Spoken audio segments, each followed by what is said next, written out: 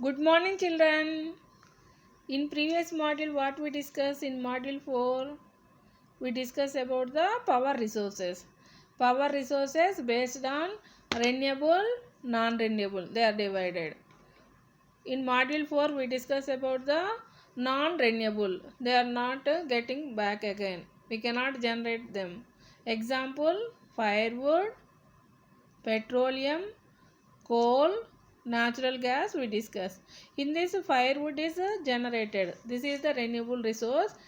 Remaining three are coal, petroleum, natural gas. There are the non-renewable resources. Then we'll see today second part of the power resources. They are called renewable resources. Why we need the renewable resources here? So today our module 5. In this, we are discussing about the non-conventional source of energy. Non-conventional source of energy. See here how many types of energies is there. See, wind energy, solar energy, biomass energy, hydroelectrical, nuclear energy, geothermal energy. Among this all, nuclear energy is a non-renewable. Again we are saying this all are renewable, but nuclear energy is the non-renewable and polluted. Remaining all, how much we are using, again you will get it back. Wind energy, how much you are using, again you can produce. Solar energy also, how much we are getting, we can get it back. So like this, we are discussing about today. Our topic is non-conventional source of energy, means renewable resources. In this, today we'll discuss about the hydroelectric power. Hydroelectric power. So here power resources already in previous module also we discussed. The power what we are using the in houses, that is the electricity. This was made with using the coal and using the water. In module 4 we discuss about the using the coal, how they are generating that power is called the thermal power. Now by using the water, the power generated. See here how they are using generating this one. See here water they stored in the reservoir.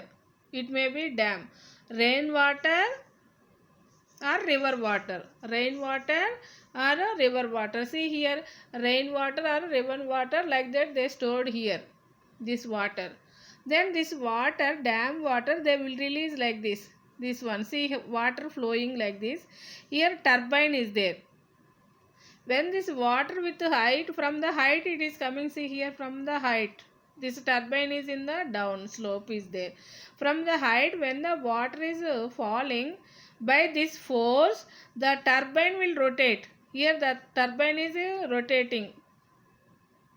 Now it generates the power. See here power symbol is there, means the power was generated. Now this power they are sending to here. In transformer it will store, from here it is sending to the here electricity to supply this one.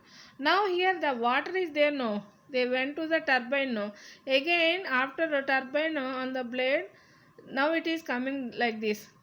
See here water discharge is there. This water discharge again you can use for the irrigation. Irrigation means for agriculture purpose. So by using the water, how the hydropower is generating, you understand by seeing the picture.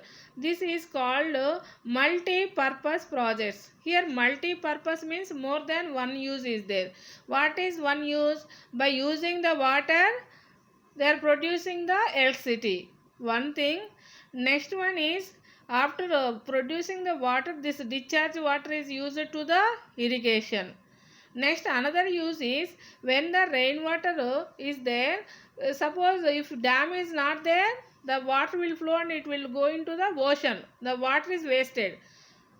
Then the rainwater stored by the constructing the dam, that is the third use. That's why these are called the multi-purpose dams.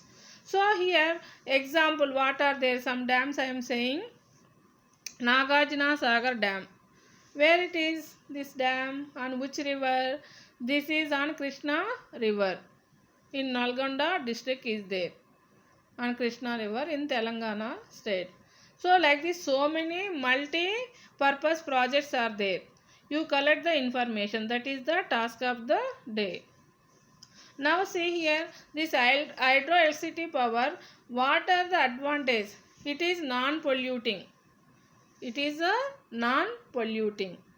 Next one we'll see non-conventional source of energy. Another one is solar energy. Another one is solar energy. How much we are using solar energy? Again, it is possible to produce. That's why it is called renewable source. Then where this use this solar energy? Everywhere it was produced? No. Why? We require the sunlight. Take the example of polar region. You can get the sunlight in the polar region? No, we can't. Already in 4th, 5th classes you learn about the zone, no? Torrid zone, temperate zone, climate zones, you know, no? So based on the temperature from the Tropic of Cancer to Tropic of Capricorn, it is called the torrid zone. Next one is the temperate zone. Next one is the frigid zone. So in the torrid zone, sunlight is more. The region will receive the sunlight more. So to prepare the solar energy, we require the sunlight more. That's why these projects we can see mostly in the tropical region. See here how they can produce from the sunlight to solar energy. Panels. These panels you see, solar panels. So here photoelectric cells are there. In this solar panel, cells are there. These cells, what they will do? Here sunlight is there now. From the sun, it is getting the sun now. They will trap the sunlight. That heat and light, they will trap it, these cells. And they convert into energy. They convert this light energy into solar energy. Then where we can use this solar energy? We can use in the houses. We can use in the houses, and we can use in the community like a traffic signal. This solar energy is using. Then what is the use of this solar energy? So here solar energy is a renewable and non-polluting. Suppose fuel is there, coal is there, petroleum is there. When we are using that fuels, we are getting the pollution. Pollution in the air, they are releasing the CO2. It leads to the global warming. But this solar energy in producing or in using also, it will not release any harmful gases. That is one benefit. And tropical region, we can use this one. We can produce the solar energy. But one disadvantage is there. What that one? It is cost effective. So normal people cannot produce the solar energy. Who are affordable, they can. And mostly government will take care this produce of the solar energy. So in our India, where we can see this solar energy, you know, no desert area Rajasthan, it receive more heat now all the days. So solar energy in India produced in Rajasthan and near Gujarat state in there, no? In these two places they will use the solar energy. You understand, no? The solar energy? Okay. Today in this module what we discuss?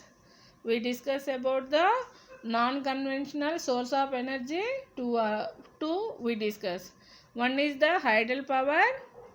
How they are producing the hydel power by using the water. That is called hydroelectricity. Next one we discuss about the solar energy. Mostly in the tropical area they are using this producing the solar energy. Okay. In next module remaining non-conventional sources we will discuss.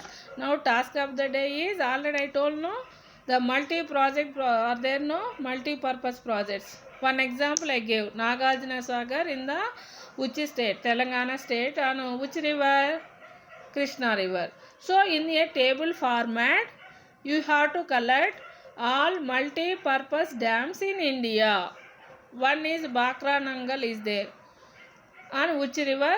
In which state? You have to format the table like serial number, name of the project, next one state, next one river. Roll number 1, serial number 1, Nagarjuna Sagar project, Telangana state, Krishna river, like that. Next number 2, Brakra Nangal, which state, next river, like that. You have to find out at least 10. Next one, this is solar also. I told in India, Rajasthan and Gujarat. In world-wise, continent-wise, where they are producing. I think mostly developed countries, they have more solar energy. USA, Russia. You collect the information about that also. Thank you.